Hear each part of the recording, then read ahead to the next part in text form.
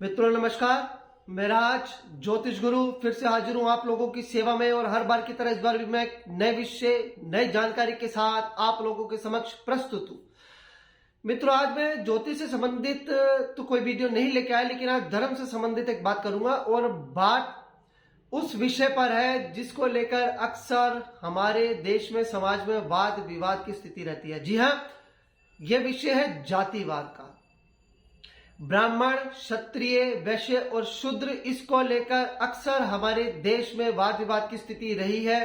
अक्सर अलग अलग समाज के लोग दूसरे समाज के लोगों पर पक्षारोपण करते रहे हैं किसी न किसी भेदभाव को लेकर, और बहुत सा भ्रम इस विवाद में यह फैलाया गया है कि हमारे शास्त्रों में कहा गया कि ब्राह्मण क्योंकि ब्रह्मा के या प्रभु के ईश्वर के मुंह से पैदा हुए हैं, शूद्र जो है चरणों से पैदा हुए हैं, इसलिए उन्हें हीन समझा जाता है, उन्हें उच्च समझा जाता है। तो मित्रों ऐसा कुछ भी नहीं है।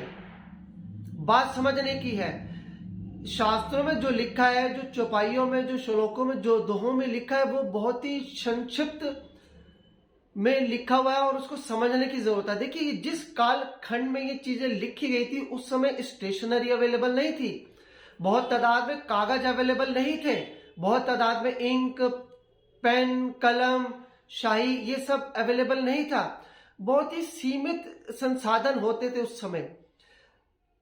पेड़ के पत्तों पर या ताड़ पत्तों पर ताड़ पत्रों पर ये लिखा जाता था, कलम, शाही सब कुछ संक्षिप्त होता था, इसलिए वो दोहों में, श्लोकों में, चौपाइयों में बिल्कुल संक्षिप्त बात में इसको लिखकर समझाने का प्रयत्न करते थे।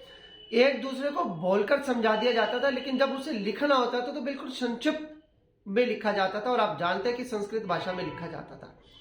संस्कृत भाषा में ऐसे बहुत से शब्द हैं जिनके बहुत ज्यादा मीनिंग है और अलग परिस्थिति में किसी एक शब्द का अलग उसका जो है मतलब निकल के सामने आता है। जैसे कि कोटि, कोटि का मतलब प्रकार यानी कि टाइप्स भी होता है। कोटि, कोटि का मतलब करोड़ों भी होता है, करोड़ों, कोटि कोटि प्रणाम, करोड़ों करोड़ों प्रणाम।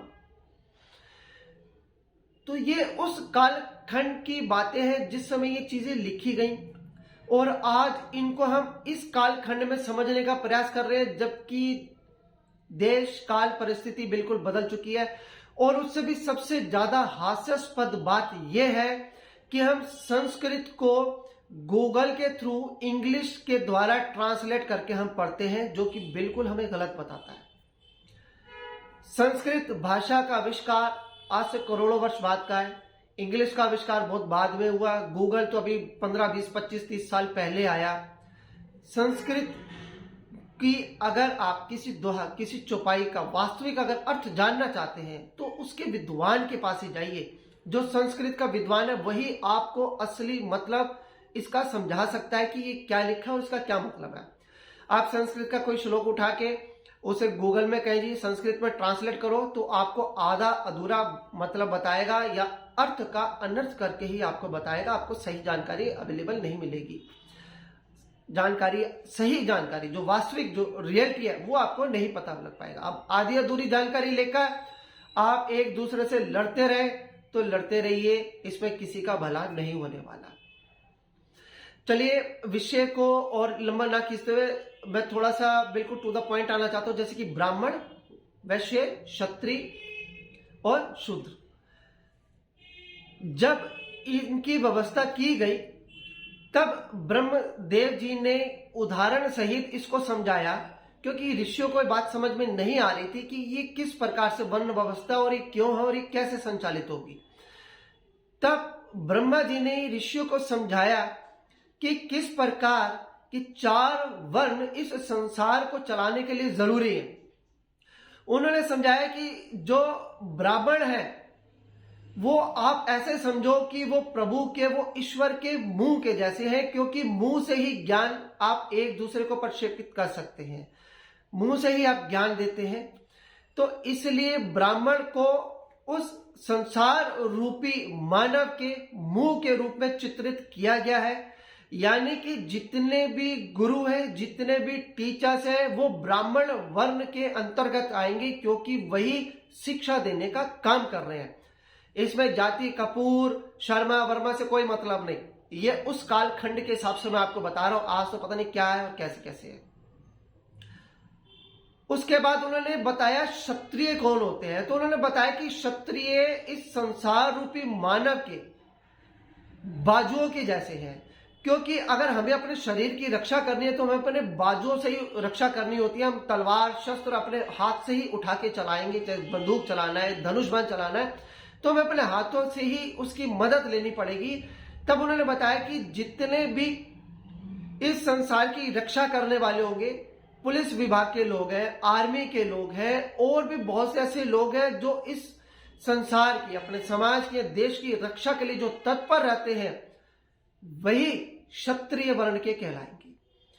उसके बाद उन्होंने वैश्य का उदाहरण दिया कि वैश्य कौन। उन्होंने बताया कि संसार रूपी मानव के जो पेट सरीखे हैं वो वैश्य हैं। क्यों? क्योंकि वैश्यों का धर्म उन्होंने बताया, हमारा पेट क्या करता है? भोजन ग्रहण करता है और इस शरीर को शक्ति देता है। तो उन्होंने बताया कि इस संसार रूपी मानव को शक्ति देने का काम वैश्य वर्ण के लोग करेंगे। तो जितने भी अन्न अनाज पैदा करना, इनका संग्रह करना, इनको एक जगह से दूसरी जगह भेजना, एक दूसरे को पहुंचाना, या किसी भी तरह की अनाज से संबंधित जो व्यवस्था है वो जितने भी लोग कर रहे हैं वो सब वैश्य वर्ण के लोग कहलाते हैं। अब अंत में उन्होंने पूछा जी शूद्र। तो उन्होंने बताया कि संसार रूपी मानव को चलने के लिए, यहां पे चलने से मतलब था विकसित होने के लिए, आगे बढ़ने के लिए, समय अनुसार विकसित होने के लिए, चलने के लिए, कर्म करते रहने के लिए, आगे बढ़ने के लिए जो शूद्र है वो इस मानव रूपी संसार के पैरों के सरीखे हैं, पैरों जैसे हैं, क्योंकि जब तक पैर नहीं है तब तक मानव चल नहीं पाएगा। तो शूद्र वर्ग में कौन है? जितने भी कंस्ट्रक्टिव वर्क से जुड़े हुए हैं, चाहे लो पद पे है या हाईएस्ट पोस्ट पर है, ये जितने भी ऐसे वर्कर, इंजीनियर, मैकेनिक, कितने भी जो कंस्ट्रक्टिव वर्क करते हैं, किस पोस्ट पे है उसे छोड़ दीजिए, लेकिन जितने भी लोग कंस्ट्रक्टिव वर्क करते हैं, कुछ बनाते हैं, कुछ बिल्डिंग बनाते हैं, पुल बनाते हैं, हवाई जहाज बनाते हैं, वो सब के सब जो है शूद्र वर्ण के अंतर्गत आते हैं। ये थी सनातन धर्म की वर्ण व्यवस्था। लेकिन इसको आज बना क्या दिया गया? इसको बना दिया गया जाति व्यवस्था। तो मित्रों, किसी भी तरह की कंफ्यूजन से दूर निकलिए। सनातन धर्म में कभी भी जाति व्यवस्था थी नहीं। जातियां तो बाद में बने शर्मा, वर्मा, कपूर, बेदी, खन्ना, खत्री, ये सब बाद में बने हैं। पहले कौन थे? कौन लिखता था? अर्जुन शर्मा, श्री कृष्ण यादव, कोई नहीं लिखता था। ये तो आप लोगों ने जातियां एक दूसरे के साथ जोड़ी है। हमारे सनातन धर्म में जाति व्यवस्था नहीं थी, वर्ण व्यवस्था थी। तो मित्रों, अपनी आंखें खोलिए, किसी के कहने पर मत चलिए, शास्त्रों को उठाइए, पढ़िए, समझिए। आपको संस्कृत का किसी चीज का मतलब नहीं समझ में आ रहा तो किसी ऐसे व्यक्ति को ढूंढिए जो संस्कृत का पूर्ण ज्ञान रखता है, वही आपको समझा पाएगा। और पॉलिटिकल लोगों से तो दूर रहिए, क्योंकि उनका तो मतलब ही है आप लोगों को बांटकर अपना हित साधना। तो मैं चाहूंगा कि आप लोग भी इस वीडियो पर कमेंट करके अपनी राय जरूर रखें। चलिए मित्रों, मुझे आज्ञा दीजिए। अगली बार फिर एक नई जानकारी के साथ मैं आप लोगों के समक्ष हाजिर होऊंगा। तब तक के लिए जय माता दी, जय श्री राम। खुश रहिए, स्वस्थ रहिए।